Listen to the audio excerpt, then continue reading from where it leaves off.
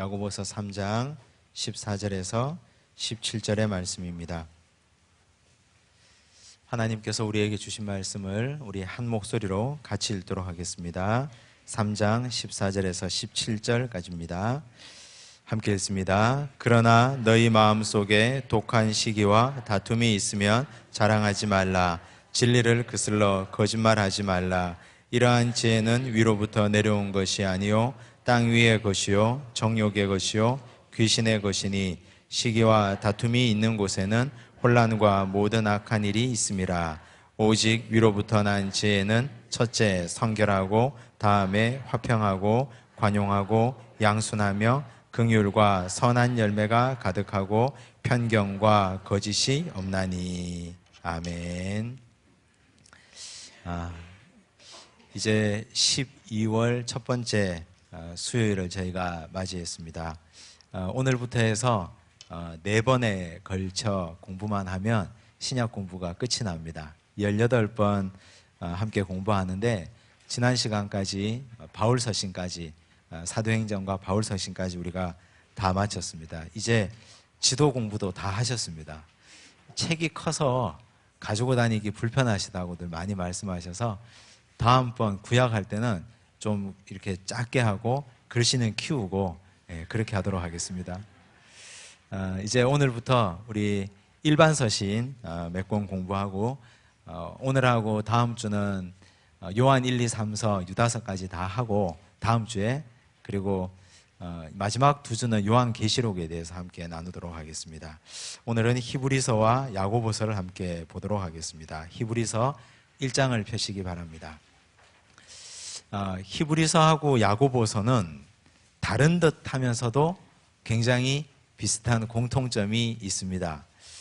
다른 것은 히브리서는 저자가 명확하지 않습니다. 바울이 썼다고 하는 사람도 있고 또 요한이 썼다고도 하는 사람도 있고 모르겠다라는 사람들도 있고 그 정설은 누가 쓴지 모르겠다, 거의 모른다고 보는 것이 일반적인 또 정설입니다. 근데 야고보서는 누가 쓴 것이 확실하죠. 야고보는 누가 썼습니까? 야고보서는 야고보가 썼죠. 어떤 야고보요? 예수님의 동생 야고보. 그 야고보는 초대교회, 예루살렘 교회, 이제 우리가 초대교회라고 하면 첫 번째 교회인데 이 첫 번째 교회는 두 교회입니다. 첫째는 예루살렘 교회, 두 번째는 안디옥 교회.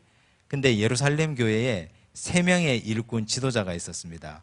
그 중에 베드로, 요한, 야고보. 베드로, 요한은 잘 아시는데 야고보는 요한의 형제 야고보가 아니라 예수님의 친동생 야고보입니다. 그 야고보가 야고보서를 썼습니다. 그래서 야고보서는 저자가 명확합니다. 수신자도 명확하고. 그런데 히브리서는 저자가 명확하지 않습니다. 누가 쓴지를 잘 모르겠어요.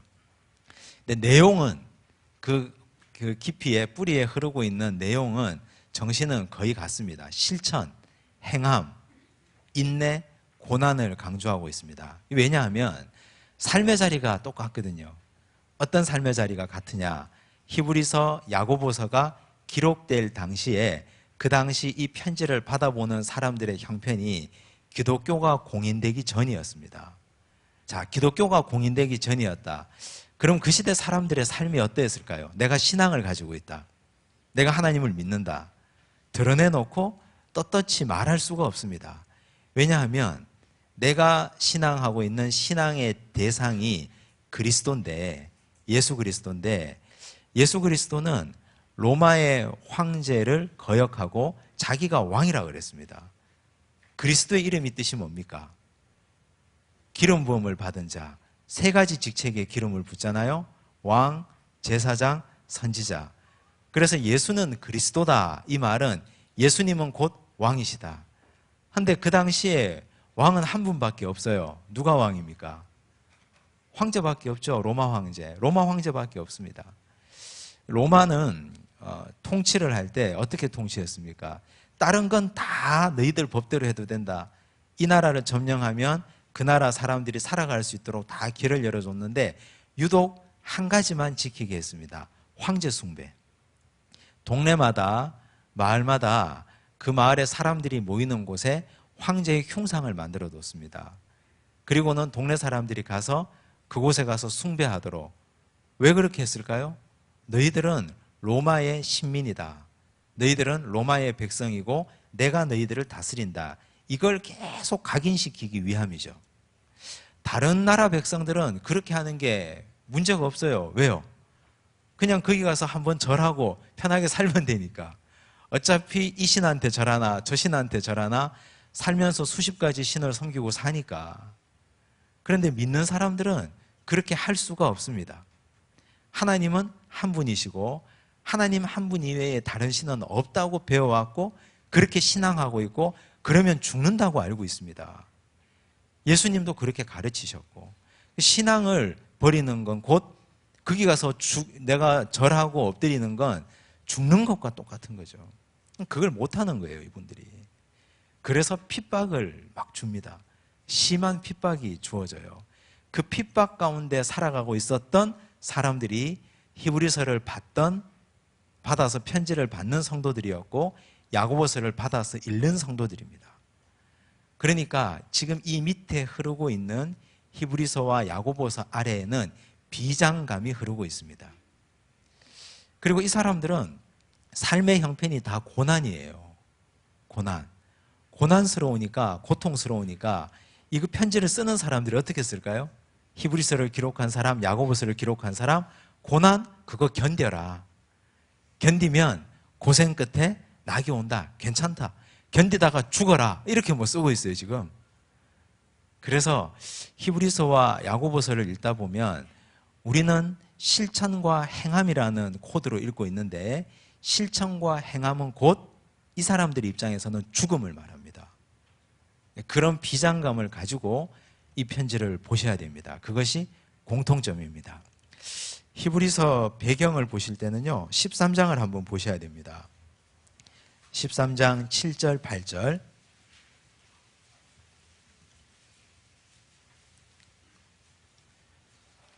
히브리서 13장 7절, 8절. 펴셨나요? 같이 읽어볼까요? 시작. 하나님의 말씀을 너희에게 일러주고 너희를 인도하던 자들을 생각하며 그들의 행실의 결말을 주의하여 보고 그들의 믿음을 본받으라. 예수 그리스도는 어제나 오늘이나 영원토록 동일하시니라. 자, 7절에 보니까 하나님의 말씀을 너희에게 일러주고 너희를 인도하던 자들, 어떤 자들입니까? 교회 지도자들이죠. 교회 지도자들, 교회에서 앞에 서서 먼저 된 자로서 성경을 읽어주고 하나님은 이런 분입니다. 말씀을 가르쳐주던 교사들, 교회 리더들이에요. 근데 그런 리더들이 교회에 많이 있었습니다. 그런데 그 사람들이 와가지고 처음에 좀 뜨겁게 신앙생활하고 기도도 많이 하고 또 헌금 생활도 잘하고 봉사한다고 해서 금방 그 사람들에게 혹하고 넘어가지 마라. 끝까지 그들의 믿음을 주의하여 보고 그들을 본받아라. 그렇게 말씀했습니다. 왜 그런가 하면 그 당시에는 신앙생활 한다고 해서 첫 시작이 끝까지 가는 사람들이 그렇게 많지 않았거든요. 왜 그럴까요? 예수 믿다가 사람들이 회유하기도 하고 걸리면 핍박을 당하기도 하니까 처음에는 뜨거워져서 신앙생활 잘했는데 지하교회를 섬기는 게 쉽겠습니까? 나중에는 자기 발로 가가지고 교회가 저기 있습니다. 우리 옆집에 아무개는 열심히 신앙생활 하는 사람입니다. 해서 고발하고 교회가 일망타진되고 그런 일이 비일비재했다는 거죠. 그래서 앞에서 하나님의 말씀을 너희에게 일러주고 너희를 인도하던 자들을 생각하며 그들의 행실에 어디를? 결말을 주의하여 보고 그들의 믿음을 본받아라. 끝까지 믿음을 지키고 가는 사람들이 그렇게 많지 않았던 시대예요. 배교가 판을 치던 시대. 그래서 그 당시 사람들은 항상 모이는 곳이 게릴라적이죠. 오늘은 여기 모였다가 내일은 저기 모였다가 이번 주는 이 집에 모였다가 다음 주는 저 집에 모였다가 이래서 숨어서 신앙생활 했던 사람들의 삶을 말하는 겁니다. 자, 히브리서 1장으로 옵니다. 그런 사람들에게 히브리서 기자는 어떤 걸 가르쳐 주느냐? 1장 2절. 이 모든 날 마지막에는, 종말이죠. 이제 종말이 가까이 온다. 이 모든 날 마지막에는 누구를 통하여? 아들을 통하여 우리에게 말씀하셨으니. 종말의 시대 때 우리가 붙잡아야 될 것은 뭐다? 아들 예수 그리스도의 말씀이다. 이런 종말의 때 이단도 있고 사이비도 있고 또 황제 숭배를 종용하는 사람들도 있는데 너희들은 그런 데 휘둘리지 말고 아들을 통하여 말씀하신 그 말씀만 굳게 붙잡아라. 이 말씀이죠. 2장으로 갑니다. 2장 1절. 2장 1절 보시면 그러므로 우리는 무엇에 더욱 유념하라고요? 들은 것에 더욱 유념함으로 우리가 흘러 떠내려가지 않도록 함이 마땅하니라. 가만히 있으면 어디까지 떠내려갑니까? 배교하는 데까지 떠내려가 버려요. 가만히 있으면. 그래서 들은 것에 더욱 유념함으로, 그걸 붙잡음으로, 아들 예수 그리스도가 말씀하신 것을 굳게 붙잡음으로 우리가 흘러 떠내려가지 않도록 함이 마땅하다. 배교의 시대, 종말의 시대를 살아가는 우리들에게도 주시는 말씀이죠.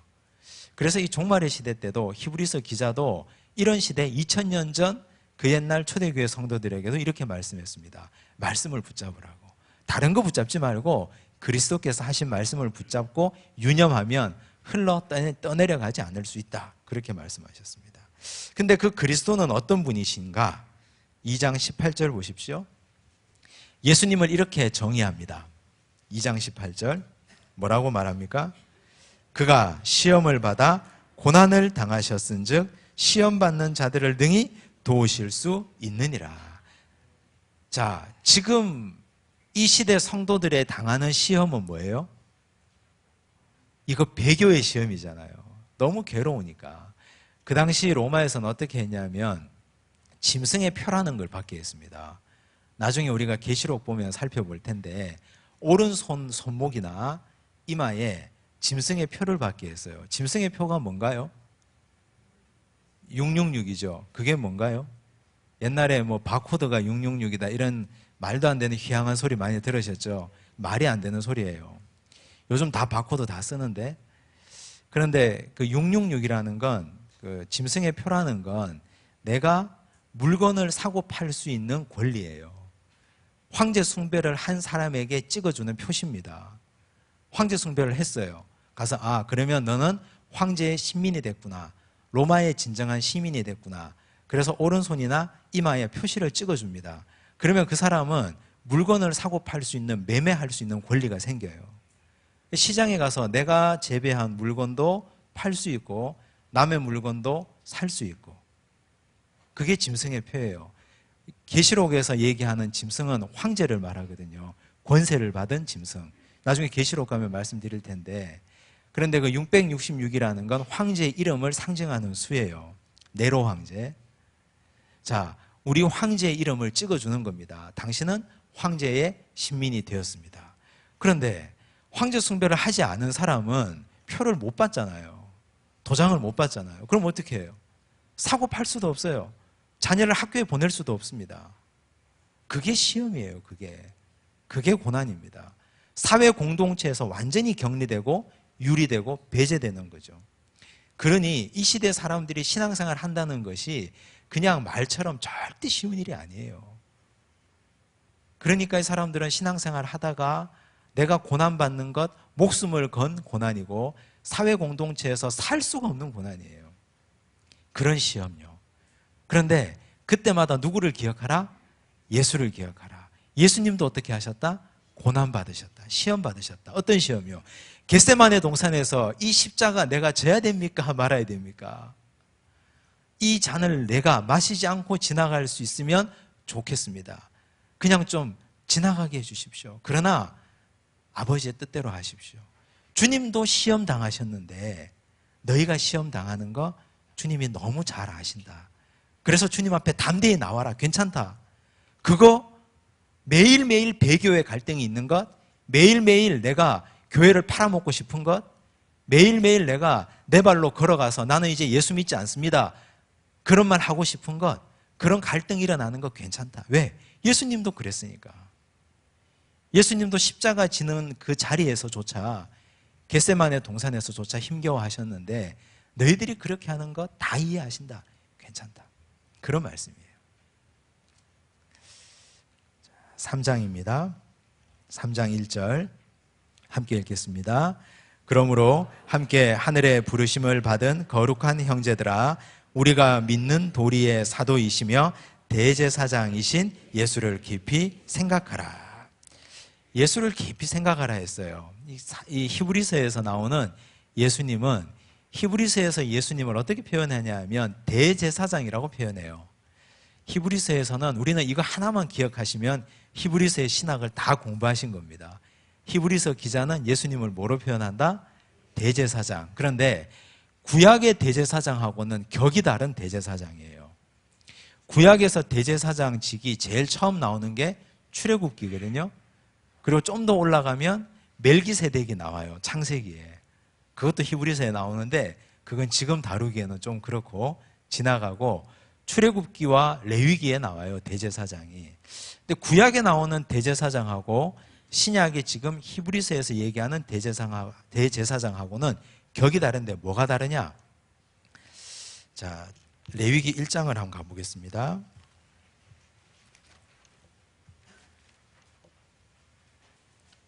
레위기 1장. 레위기는 5가지 제사를 다루고 있죠. 레위기 1장. 너무너무 재미없는 레위기인데 재밌어요. 근데 공부 열심히 하면. 레위기 1장 펴셨나요? 레위기 1장은 번제를 가르칩니다. 번제가 뭡니까? 번자가 무슨 번자예요? 다 태워서 드리는 제사예요. 태울 번자, 다 태워서 드리는 제사입니다. 자, 번제를 가르치는데요. 1절, 여호와께서 회막에서 모세를 부르시고 그에게 말씀하여 이르시되, 2절, 이스라엘 자손에게 말하여 이르라. 너희 중에, 여기서 너희는 이스라엘 자손들입니다. 누구든지 여호와께 예물을 드리려거든 가축 중에서 소나 양으로 예물을 드릴지니라. 그 예물이 소의 번제이면 흠없는 수컷으로 회막문에서 여호와 앞에 기쁘게 받으시도록 드릴지니라. 그는, 여기서 그가 누구예요? 모세입니까? 제물을 드리는 사람입니까? 제사장입니까? 잘 보셔야 돼요. 누구예요? 자, 1번 모세, 2번 제사장, 대제사장, 제사장, 3번 제물을 가지고 온 사람. 누구예요? 잘 읽어보세요. 누구예요? 3번이에요. 3번. 제물을 가지고 온 사람. 그렇죠. 2절 다시 봅니다. 이스라엘 자손에게 말하여 이르라. 너희 중에 누구든지, 즉 제물을 가지고 와서 여호와께 예물을 드리려거든 가축 중에서 소나 양으로 예물을 드릴지니라. 그 예물이 소의 번제이면 하고, 그는 번제물의 머리에 안수할지니 그를 위하여 기쁘게 받으심이 돼요. 여기서 그가 누구예요? 3번이죠. 예물을 가지고 온 사람. 그를 위하여 기쁘게 받으심이 돼요. 그를 위하여 속죄가 된다. 예물을 갖고 온 사람을 위하여 속죄가 될 거 아니에요. 대명사 그는 제물을 가지고 온 사람입니다. 4절 읽었고 5절 보세요. 5절. 그는 여호와 앞에서 그 수송아지를 잡을 것이요. 그가 누구예요? 1번 모세, 2번 제사장, 3번 제물을 가지고 온 사람. 3번이에요. 3번. 자, 그러면 소 잡는 사람이 누구예요? 소 잡는 사람이 누가 잡아야 돼요? 모세가 잡아줍니까? 제사장이 잡아줍니까? 제물 갖고 나온 사람이 잡습니까? 제물 갖고 나온 사람이 잡는 거예요. 이거 자기가 잡아야 돼요. 그 다음 보세요. 자, 제물을 가지고 나온 사람이 여호와 앞에서 그 수송아지를 잡을 것이요.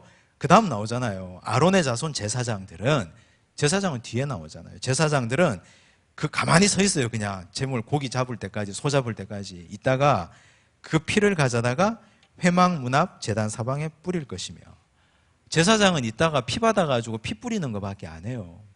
그 다음 6절. 그는, 또 그가 누구예요? 1번 모세, 2번 제사장, 3번 그렇죠.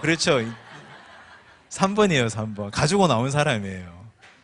자, 그는 또 그 번제물에 가죽을 벗기고 각을 뜰 것이요. 세상에 자기가 다 해야 돼요. 나 같으면 비둘기 갖고 오겠다. 이 소 어떻게 소를 한 마리 자기가 어떻게 잡아요? 자, 7절 보세요. 제사장 아론의 자손들은 제단 위에 불을 붙이고 불 위에 나무를 버려놓고 아론의 자손 제사장들은 그 뜬 각과 머리와 기름을 제단 위에 불 위에 있는 나무에 버려놓을 것이며. 그랬어요. 제사장은 하는 게 별로 없어요. 잡으면 그거 위에 올려놓고 불 붙여서 태우는 게 끝이에요. 피 뿌리고. 자, 그러면 재물 가지고 나온 사람이 다 해야 돼요. 즉 예배자가 소를 한 마리 갖고 왔어요.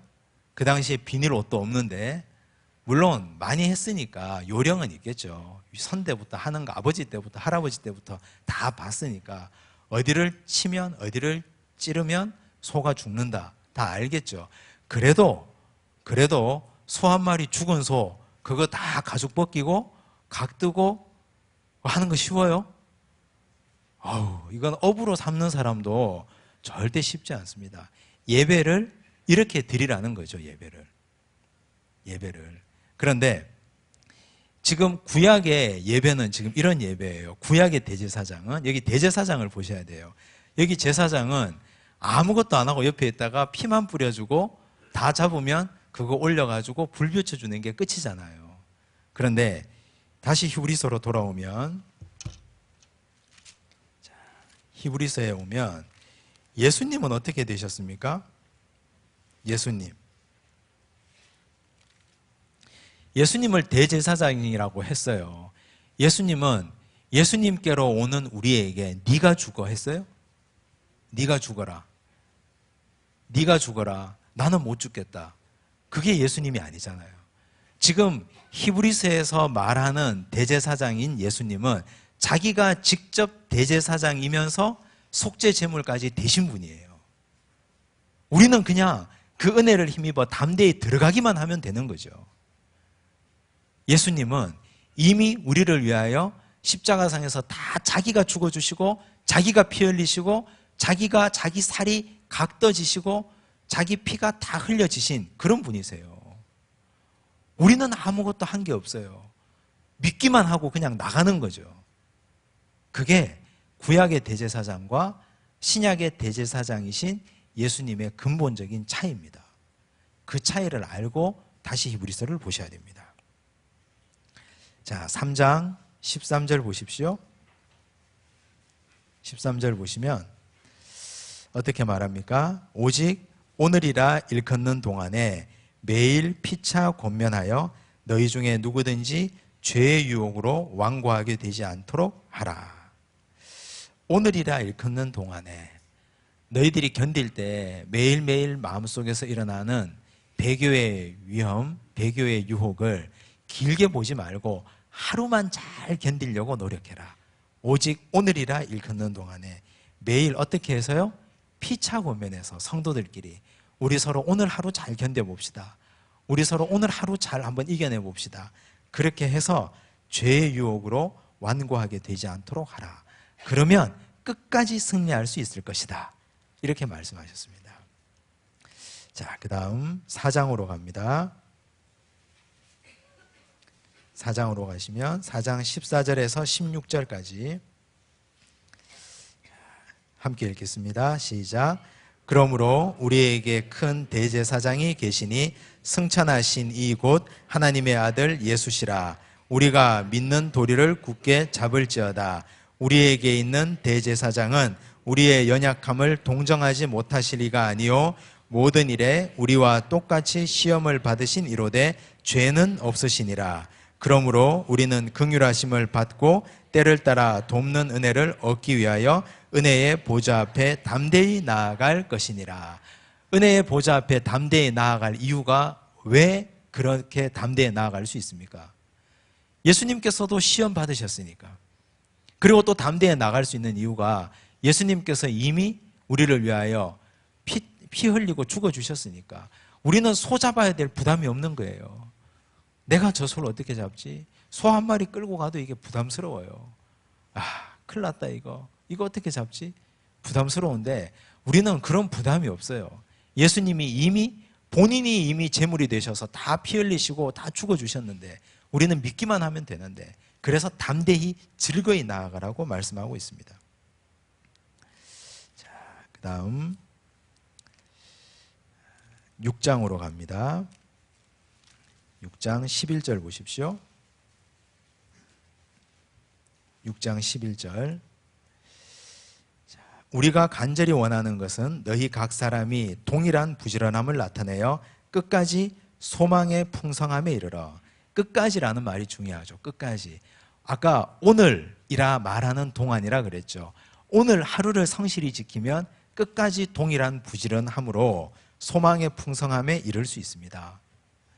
그래서 히브리서 말씀은 매일매일 배교의 위험과 또 배교의 유혹 가운데서 하루하루 잘 견디면 끝까지 승리할 수 있다 하는 말씀입니다. 자, 그 다음 9장으로 갑니다. 9장 가시면 9장 25절 보십시오. 9장 25절. 대제사장이 해마다 다른 것의 피로써 성소에 들어가는 것 같이 자주 자기를 드리려고 아니하실지니. 대제사장은요, 옛날 대제사장은 해마다 다른 것의 피로써 드렸어요. 옛날 대제사장은. 그런데 예수님은 어떻게 했습니까? 26절 보십시오. 26절 하반절 보시면 이제 자기를 단번에 제물로 드려 죄를 없이 하시려고 세상 끝에 나타나셨느니라. 단번에. 그래서 앞으로 오고 올 모든 인류의 죄를 이미 다 사하시고 이미 다 용서하셨다는 말씀입니다. 10장 19절 보십시오. 10장 19절. 그러므로 형제들아 우리가 예수의 피를 힘입어 성소에 들어갈 담력을 얻었나니 그 길은 우리를 위하여 휘장 가운데로 열어놓으신 새로운 살 길이요 휘장은 곧 그의 육체니라. 우리 성전을 보면요, 옛날 성전을 보면 성소와 지성소로 나누어져 있어요. 성소와 지성소. 지성소에는 대제사장이 1년에 딱 한 번만 들어갈 수 있습니다. 그런데 성소와 지성소 사이에는 휘장이 있어요. 휘장이 있어서 그 안에 들어가면 대제사장도 죄 지은 상태로 들어가면 거기에서 그 자리에서 하나님이 치셔서 죽어요. 자기 죄를 다 고백하고 깨끗하게 하고 들어가야 됩니다. 그래서 대제사장은 1년에 한 번 들어갈 때 이 발목에다가 줄을 달고 들어갑니다. 발목에 줄을 달고. 근데 시간이 지나도 나오지 않아요. 그럼 거기서 죽은 거예요. 그럼 사람이 어떻게 해야 돼요? 밖에 있는 사람이. 들어가서 시체를 끄집어 나오지 못하고 줄을 당겨서 끌어냅니다. 그 정도로 지성소가 무서운 곳이죠. 옛날 구약시대 때 성소와 지성소의 구별. 근데 예수께서 자기 육체로 성소와 지성소의 구별을 허무셨다 했습니다. 여기 20절에 나오죠. 휘장은 곧 그의 육체니라. 마태복음 말씀에 보면 예수께서 십자가에 달려서 운명하실 때 성전에 성소와 지성소를 가로막고 있던 휘장이 어떻게 해요? 위에서부터 아래로 찢어졌다 그랬어요. 그 말은 이제 누구나 다 성소 안에 성소에서 지성소로 다 들어갈 수 있게 됐다는 얘기죠. 그래서 우리가 요즘 예배 때 첫 번째 부르는 찬양이 보혈을 지나 찬양이잖아요. 보혈을 지나 하나님 품으로, 보혈을 지나 아버지 앞으로 가잖아요. 보혈을 지나야 하나님 앞으로, 아버지 앞으로, 지성소로 나갈 수 있습니다. 고해성사 할 필요가 무엇에 있겠습니까? 우리가 하면 되죠. 우리가 하나님 앞에 와서 내 죄 고백하면 되죠. 목사에게 와서 죄 고백할 필요 없습니다. 제가 이런 죄 지었고요, 이런 죄 지었고요. 그럴 필요 없어요. 우리가 다 하나님 앞에서 개인적으로 내가 지은 잘못 하나님께 회개하면 되죠. 그 사람에게 할 필요 없어요. 다 누구나 하나님 앞에, 지성소 앞에 다 담대히 들어갈 수 있게 됐는데 예수께서 자기 육체를 찢으셔서 다 들어올 수 있게 해주셨다는 말씀입니다. 11장입니다. 히브리서 11장은 믿음장이라고 부르죠. 11장 13절 보십시오. 11장 13절. 자, 이 사람들은, 여기서 이 사람들이라는 건 믿음의 조상들이에요. 이 사람들은 다 무엇을 따라 죽었습니까? 믿음을 따라 죽었다. 믿음을 따라 죽었다는 말이 뭘까요? 죽기 전에 천국을 보고 죽은 사람 있습니까? 없어요. 죽기 전에. 죽기 전에 천국을 보고 죽은 사람은 아무도 없어요. 다만 믿음을 따라 죽었다는 말은 내가 여기서 호흡이 끝나고 나면 하나님께서 천국에서 나를 품어주시고 불러주실 것이라는 확실한 믿음. 그 믿음을 가지고 믿음을 따라 죽었다고 말하는 겁니다. 6절 보십시오. 하나님을 기쁘시게 하는 믿음이 뭡니까? 하나님께 나아가는 자는 반드시 그가 계신 것과 또한 그가 자기를 찾는 자들에게 상 주시는 이심을 믿어야 할지니라. 하나님을 기쁘시게 하는 믿음은 하나님이 계신 것을 믿고 우리가 하나님을 찾으면 상 주신다는 걸 믿는 자가 하나님을 기쁘시게 하는 믿음을 가진 자라는 말씀이에요. 그런데 우리는 이 믿음을 자꾸 점검해 봐야 되는데 사람들은 우리가 이걸 믿고 있다고 착각해요. 그런데 마지막 종말의 때에 가면, 우리 인생의 종말의 때에 가면 한번 진지하게 자기를 돌아보면 이 부분에 대해서 퀘션 마크가 딱 달리는 사람들이 있습니다. 진짜 내가 죽어서 천국에서 눈 뜰 수 있을까? 과연 내가 오늘 밤 내가 눈은 감았는데 내가 아침에 눈 뜨지 못하면 육체는 여기서 눈 뜨지 못해도 천국에서 내가 눈 뜰 수 있을까? 이게 불안하고 이게 두렵다면 그때는 진짜 혼자 해결할 수 없는 문제거든요. 정말 그렇다면 그때는 도움이 필요합니다. 그래서 그때는 네이버 검색에 믿음이 생기지 않을 때 어떻게 하나요? 그러면 구원파가 딱 나타납니다. 신천지가 나타납니다.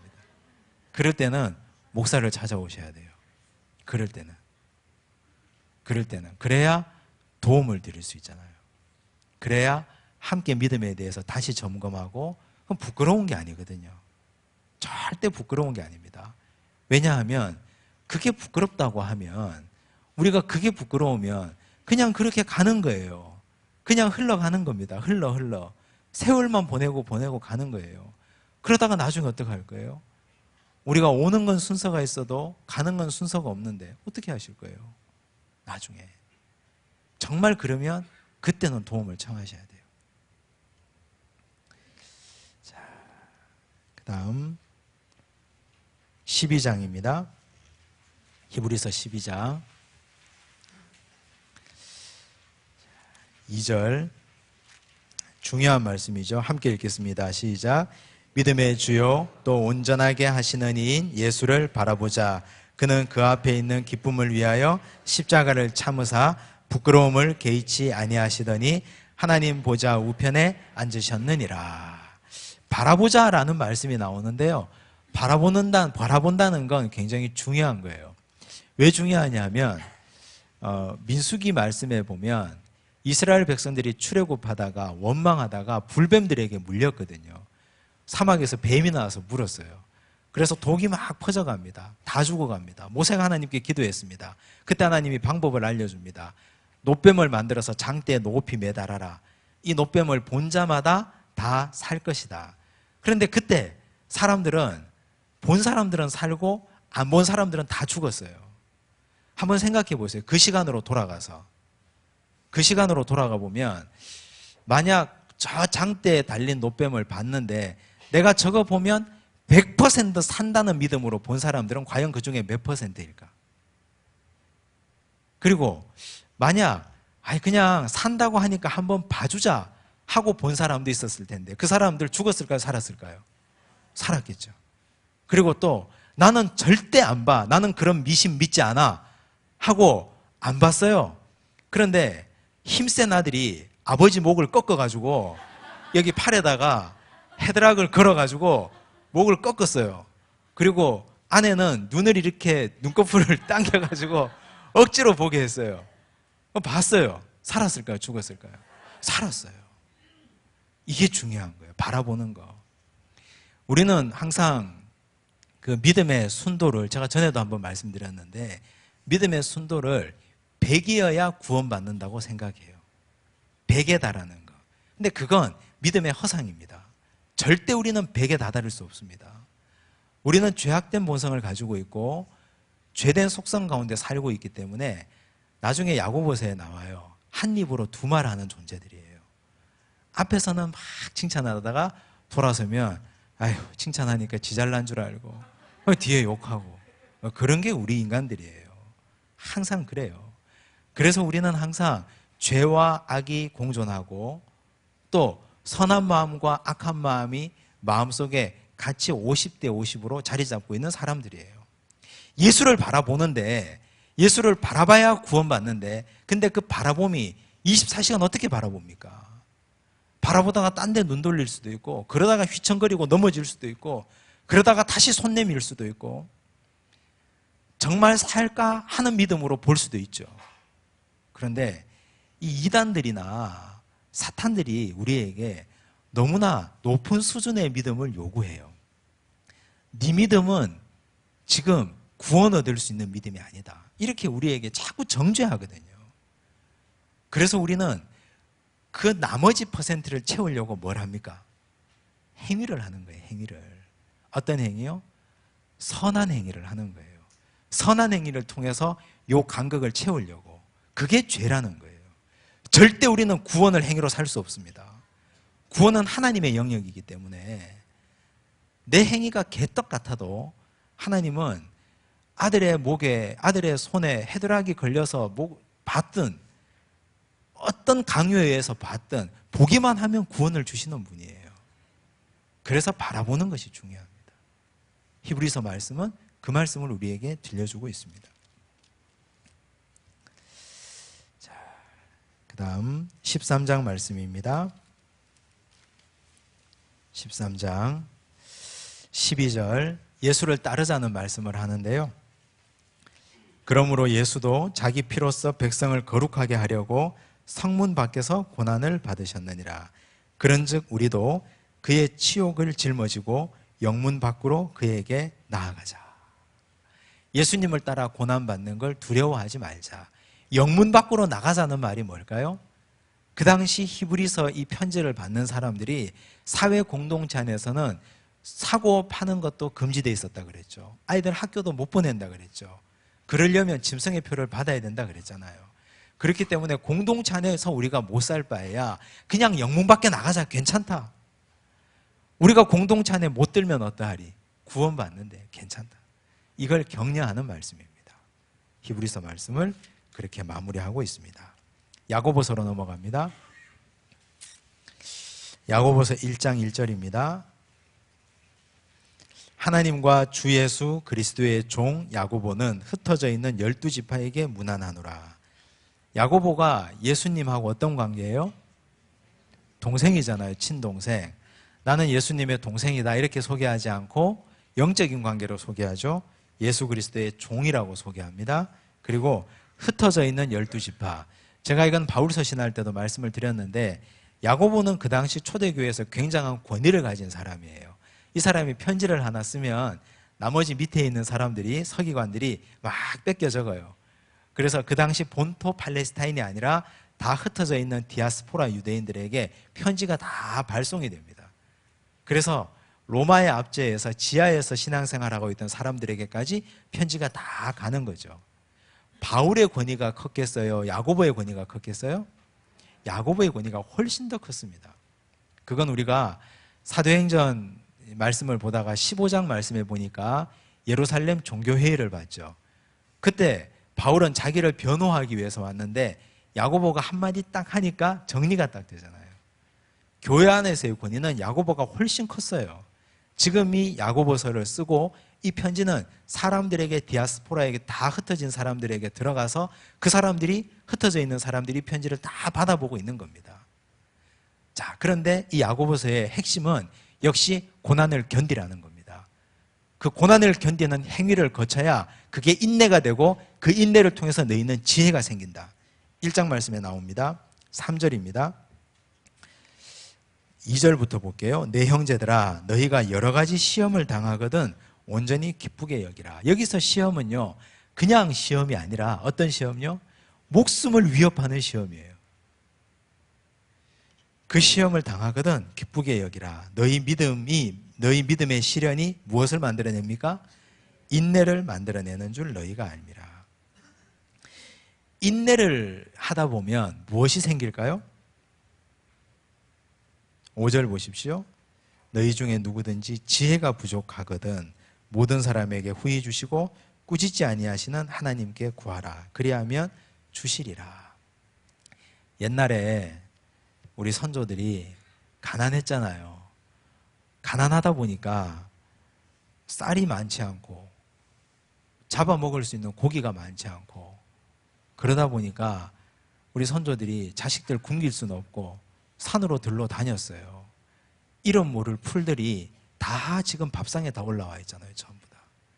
수많은 나물들, 수많은 나물 반찬들이 인내를 견디면서 배고픔을 견디면서 나온 지혜의 산물이죠. 시련이 있으면 시련은 인내를 만들어내고 그 인내는 사람들에게 지혜를 줍니다. 그래서 고통과 아픔은 반드시 우리에게 약이 됩니다. 우리 자녀 세대들에게 우리는 이런 것들을 좀 가르쳐 줘야 될 필요가 있을 것 같아요. 적당한 적정선을 지키는 것. 적정선. 하나님께서 자녀들에게 광야의 길을 허락하시면 조금 내버려 두는 것도 좋습니다. 시험을 견디면서 인내를 배우고 그 인내를 내가 이겨내고 견뎌가면서 하나님께 구하다 보면 지혜가 생기거든요. 그런데 너무 해주다 보면, 너무 앞서가서 하나하나 다 해주다 보면 하나님께 구해서 지혜를 얻을 수 있는 기회를 부모가 박탈합니다. 그건 굉장히 안 좋은 거예요. 지금 우리 다음 세대들에게 그런 것들이 적절한 밀당이 필요합니다. 해달라고 해서 있어도 잘 해주면 안 될 때가 있어요. 그런데 진짜 도와줘야 될 때도 있어요. 그런 지혜가 필요합니다. 고난이 그들에게 하나님 주신 선물인데 그 선물을 내가 빼앗고 있다니까요. 내가 고난이 유익이 된다는 걸 우리 눈으로 볼 수 있어야 돼요. 적절한 시기와 적절한 때가 정말 중요합니다. 자, 그 다음 19절 보십시오. 19절 보시면 성숙한 믿음을 얘기하는데요. 1장 19절요. 내 사랑하는 형제들아 너희가 알지니 사람마다 듣기는 속히 하고 말하기는 더디하며 성내기도 더디하라. 사람이 성내는 것이 하나님의 의를 이루지 못함이라. 지금 이 편지를 받는 공동체는 어떤 상태에 있습니까? 외부적인 위협에도 견디기가 힘든 공동체예요. 너무 많은 어려움들과 핍박이 있으니까. 그런데 이 공동체 안에서 자기들끼리 싸우면 어떡하자는 거예요? 안 되잖아요. 그러니까 이런 말씀하는 겁니다. 듣기는 잘 듣고 말하기는 더디하고 성내기도 더디하라. 화를 버럭버럭 내지 말라는 거예요. 절대. 그렇게 하면 하나님의 의를 이루지 못한다 그랬어요. 22절 보시면요. 너희는 말씀을 행하는 자가 되고 듣기만 하여 자신을 속이는 자가 되지 말라. 누구든지 말씀을 듣고 행하지 아니하면 그는 거울로 자기의 생긴 얼굴을 보는 사람과 같아서 제 자신을 보고 가서 그 모습이 어떠했는지를 곧 잊어버리거니와. 이런 사람 있을까요? 거울 봤는데 자기 모습을 잊어버리는 사람 있을까요? 있죠. 있어요. 우리 가끔 그런 경험 하지 않습니까? 낮에 만난 사람 얼굴이 기억이 안 나요. 그런 경험 하지 않으세요? 내가 오늘 그 사람을 만나서 매일 보는 사람 말고 우리처럼 오랜만에 만난 사람이거나 아니면 처음 본 사람인데 처음 본 거래처 사람이나 앞집 아줌마나 동네 사람 만나서 1시간 차를 마셨어요. 집에 와서 생각하는데 그 사람 얼굴이 생각이 안 나요. 이건 내 머리가 나빠서가 아니라 이건 너무 당연한 일이에요. 학생들도 이런 경험합니다. 학교에서 선생님이 수학 문제를 흑판에 풀어줄 때는 다 알 것 같아요. 근데 집에 와서 연습하지 않으면 그게 자기 게 될까요? 절대 자기 거 되지 않습니다. 다 알 것 같다고 가방 던져놓고 놀면 그 다음 시험 보면 빵점 맞습니다. 빵점. 절대 풀 수 없습니다. 다 알 것 같은데 집에 와서 풀어보면 10개 중에 5개 틀려요. 비슷한 유형의 문제를 계속 연습하고 풀어봐야 나중에 시험 보면 80점 맞을까? 정상적인 지능을 가진 사람이. 좀 똑똑한 애들이 90점 맞고 천재들이 100점 맞겠죠. 잘하는 애들이. 이건 어떤 말씀이냐 하면 우리가 하나님 말씀을 들었어요. 들었는데 들을 때는 잘 들어요. 재밌어요. 아, 이거 내가 실천해야지. 나가는 순간 잊어버려요. 이건 머리가 나빠서 그런 게 아니에요. 나가는 순간 잊어버리는데 마음에 하나의 말씀을 딱 새기고 내가 가서 이걸 실천해 봐야 되겠다. 실천하지 않으면 어떻게 됩니까? 절대 내 것이 되지 않습니다. 우리가 평생 살면서 하나님의 말씀을 몇 가지나 내 것으로 만들고 살까요? 이웃을 내 몸과 같이 사랑하라. 수없이 많이 설교 들었죠. 수없이 많이 읽었죠. 근데 이웃을 내 몸과 같이 사랑하십니까? 내 것이 되셨습니까? 내가 배고프면 저 사람 배고프겠다. 내가 헐벗으면 저 사람 헐벗었겠다. 이런 마음 가지고 계십니까? 잘 되지 않아요. 서로 사랑하라는 설교 말씀을 들었는데 마음에 새겼어요. 마음에 새기고 회사에 갔어요. 나를 너무너무 핍박하는 나보다 선배가 저기서 옵니다. 그래, 설교 말씀에, 하나님 말씀에 사랑하라 했으니까 오늘 내가 커피를 한 잔 줘야 되겠다. 커피를 주려고 다 들고 있었어요. 근데 저 사람이 자꾸만 나에게 한 걸음 한 걸음 가까이 올수록 손이 떨려요. 내가 그저께 들은 그 수모가 너무 화가 나서, 손이 떨리고 화가 나서 그냥 커피를 확 부어버렸어요. 그리고 그냥 왔어요. 주일날 교회 왔습니다. 앉아 있습니다. 하나님, 내가 오늘도 하나님 말씀을 들었는데 실천하지 못했습니다. 이런 사람이 있어요. A라는 사람. 근데 B라는 사람은 서로 사랑하라는 말씀을 들었는데 아무 생각 없이 나가다가 잊어버렸어요. 그리고 그 다음 주일 교회 왔어요. 아무 생각 없이 옆 사람하고 계속 해피하게 떠들고 있습니다. 예배 시작하기 1분 전까지. 그러다가 예배를 드립니다. 문제의식이 없어요. 어떤 사람이 더 가능성 있는 사람일까요? 전자의 사람이죠. 학교 가서 들었는데 집에 와서 풀어봤어요. 안 풀려요, 이게. 나는 바본가 보다. 왜 안 되나? 다시 학교 가서 선생님에게, 선생님이 이거 안 되던데요? 그럼 선생님이, 그래, 네가 이게 잘못됐구나. 요것만 잘하면 되겠다. 딱 가르쳐 주잖아요. 그럼 집에 와서 또 해보면 되거든요. 그런 아이들이 공부 잘하는 아이예요. 하나님의 말씀을 내가 가지려거든 들은 말씀을 실천하기 위해서 부단히 노력해야 됩니다. 이게 신앙생활입니다. 말씀을 들고 내 삶의 현장에 가서 해봐야 돼요. 그렇지 않으면 이렇게 된다니까요. 듣기만 하여 자기를 속이는 자가 되지 마라. 자기를 속이는 거예요, 이건. 왜 속입니까? 나는 이미 잘하고 있다고 착각하거든요. 나는 이미 말씀을 다 실천했다고 착각합니다. 1년에 한두 번 구제헌금 내면서 1년에 한두 번 교회에서 뭐 하라 할 때 헌금 좀 내는 거 가지고 나는 이웃을 사랑한다 착각하거든요. 자기를 속이는 거예요. 해봐야 돼요. 부딪혀봐야 돼요. 얼마나 말씀을 실천하기가 힘든지. 정말 힘듭니다. 한 가지 말씀 가지고 그걸 실천해서 내 것으로 만들기가 너무너무 힘들어요. 그래서 하나님은 성령을 통해서 이렇게 우리에게 말씀하시죠. 해보라고 계속. 2장으로 갑니다. 2장 보시면 17절 이와 같이 행함이 없는 믿음은 그 자체가 죽은 것이라. 이렇게 행함 없는 믿음은 들으면서 다 알고 있다고 착각하는 것처럼 죽은 믿음이라는 거죠. 행함 없는 믿음을 가진 사람의 특징이 있습니다. 어떤 특징이 있을까요? 행하지 않는 사람들의 특징이 있어요. 이거 말만. 그래서 혀를 얘기하죠. 3장 1절 내 형제들아 너희는 선생된 우리가 더 큰 심판을 받을 줄 알고 선생이 많이 되지 말라.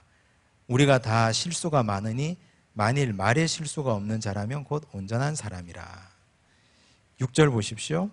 혀는 곧 불이요 불의의 세계라. 혀는 우리 지체 중에 온몸을 더럽히고 삶의 수레바퀴를 불사르나니 그 사르는 것이 지옥불에서 나느니라. 그래서 혀를 우리는 입으로 말을 뱉잖아요. 입으로 말을 뱉는데 신앙생활이 뭡니까? 말하는 게 신앙생활이 아니잖아요. 신앙생활은 어떻게 하는 거죠? 신앙생활에 말은 존재하지 않습니다. 듣고 행하는 겁니다. 귀로 듣고 내 손과 내 발과 내 몸으로 행하는 거예요. 듣는 것, 행하는 것이 신앙생활의 본질입니다. 그런데 듣는 것, 행하는 것은 하나도 하지 않고 이 혀만 가지고 계속 일하고 있다면 이건 신앙생활을 거꾸로 배운 거예요. 이거 굉장히 위험한 겁니다. 너무너무 위험한 겁니다. 그래서 이렇게 말하는 거죠. 선생된 우리, 반드시 교회는 선생이 필요하죠. 가르치는 자가 필요하죠. 그래서 목회자가요, 가장 영적으로 비만해요. 움직이지 않아가지고. 자기 몸을 말하는 대로 살지 않아서 목회자가 가장 비만합니다. 비만하면 어떻게 돼요? 각종 성인병이 오죠. 각종 성인병이 오면 더 움직이기 싫어요. 더. 그리고 계속 단 것만 당기죠. 그렇게 돼요. 그래서 결국 나중에 완전히 본인이 버림받아요. 본인이. 그래서 목회자들이나 가르치는 자들이나 철저하게 자기를 훈련해야 됩니다. 바울이 그랬잖아요. 바울이 그래서 자비량한 것이고 바울이 그래서 돈이 일만하게 뿌리라고 한 것이죠.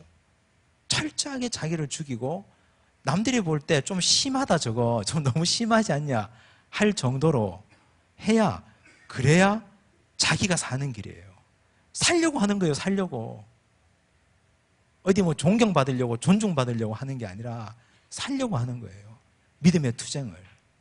우리 중에도 내가 선생 되었다라고 하는 분들은 하셔야 돼요. 그렇게 많이 하셔야 됩니다.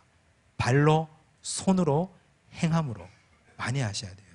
듣고 자꾸만 행동하셔야 됩니다. 자, 그 다음 4장으로 갑니다. 4장 7절입니다. 야고보가 이렇게 얘기했죠. 그런즉 너희는 하나님께 복종할지어다. 마귀를 대적하라. 그리하면 너희를 피하리라. 하나님을 가까이 하라. 그리하면 너희를 가까이 하시리라. 하나님께 가까이 가면 갈수록 하나님도 우리를 가까이 하시고 마귀를 대적하면 대적할수록 마귀는 우리를 떠납니다. 마귀를 대적할 수 있는 유일한 방법은 무엇이다? 말씀이에요. 우리 에베소서 6장에서 봤죠. 성령의 검 곧 하나님의 말씀을 가지라. 말씀을 가져야 돼요. 말씀을 가져야 마귀를 물리치고 이길 수 있습니다. 자, 5장으로 갑니다. 5장 11절 보십시오. 보라, 인내하는 자를 우리가 복되다 하나니 너희가 욥의 인내를 들었고 주께서 주신 결말을 보았거니와 주는 가장 자비하시고 긍휼히 여기시는 이시니라. 인내하라 그랬죠. 이 고난의 현장에서 인내해야 승리할 수 있다. 야고보서 말씀입니다. 히브리서와 야고보서의 공통점 말씀드렸습니다. 지금 이들이 처해 있는 처지가 기독교가 공인되기 전이었으므로 굉장히 핍박이 심합니다. 이런 상황에 이 편지를 받는 자들은 생명을 걸고 예수를 믿는 자들이에요. 그래서 고난을 견디고 인내하면 결국 승리하게 될 것이라는 메시지를 줬고 그 메시지 가운데 히브리서는 대제사장이신 예수 그리스도, 너희가 시험받은 것처럼 예수님도 시험받았고 구약의 대제사장과 다른 점은 예수님은 자기를 제물로 드려서 온전히 불살라 드렸으니까 너희는 부담 갖지 말고 담대히 나에게 나오라 그렇게 말씀하셨죠. 야고보서 말씀은 행함에 있어서는 혀는 필요 없다, 말은 필요 없다, 행동으로 보여라 이런 말씀입니다.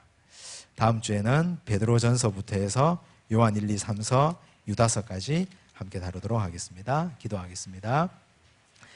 하나님 감사합니다. 히브리서와 야고보서 말씀을 통해서 우리에게 행함이 있는 믿음이 얼마나 중요한지 깨닫게 하시니 감사합니다. 하나님 오늘 우리의 삶 가운데 말로써 표현되는 것들 우리가 잘 새기게 하여 주시고 귀로 듣고 내 손과 내 발과 내 몸이 행하는 믿음 가지게 하여 주시옵소서. 주님 오늘도 우리에게 은혜 주셔서 이 자리에 오게 하시고 듣게 하셨습니다.